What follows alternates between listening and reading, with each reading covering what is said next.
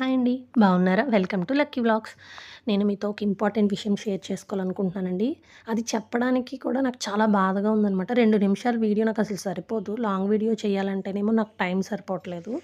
ఏంటి అంటే మేము ప్రశాంతి ఎక్స్‌ప్రెస్‌లో మొన్న పుట్టపర్తి నుంచి వస్తుంటే జరిగిన ఇన్సిడెంట్ అండి. మా పక్క సీట్‌లో ఒక ఫ్యామిలీ వచ్చారు. బాబు, పాప. అయితే వాళ్ళు బెంగుళూరు నుంచి భువనేశ్వర్ కానీ, వైజాగ్ కానీ ఎక్కడికెళ్తున్నారనేది ఐడియా లేదు. ఎక్కారనమాట మాకన్నా ముందే. సో, లాంగ్ జర్నీ కదా అని వాళ్ళు ఒక బ్యాగ్ నిండా స్నాక్స్ తెచ్చారటండి పిల్లలకి.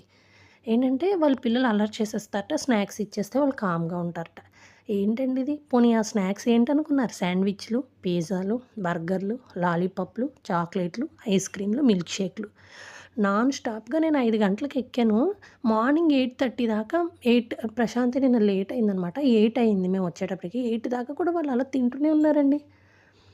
అసలు కంట్రోల్ అనేది ఉండాలి కదా! ఇలానేనా మన పేరెంట్స్ మనల్ని పెంచారు. ఒబెసిటీ వచ్చేదా? బాబుకి ఆల్రెడీ వాడికి చాలా ఒబెసిటీ వచ్చేసింది. పాప కూడా చిన్న పాప. మెచ్యూరిటీ ఎందుకు తొందరగా వచ్చేస్తుందనుకుంటున్నారు? చదువుకున్న పేరెంట్స్ కూడా అర్థం చేసుకోవట్లేదండి.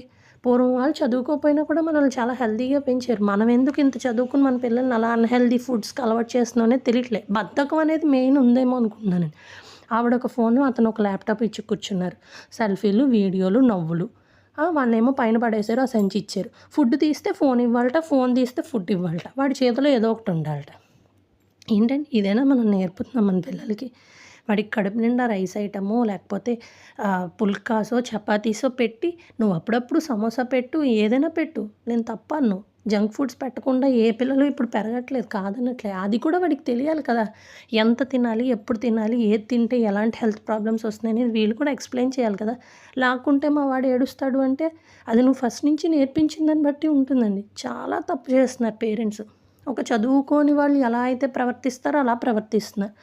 తీరా చూస్తే ఇద్దరు జాబ్ హోల్డర్స్ లాగే ఉన్నారండి.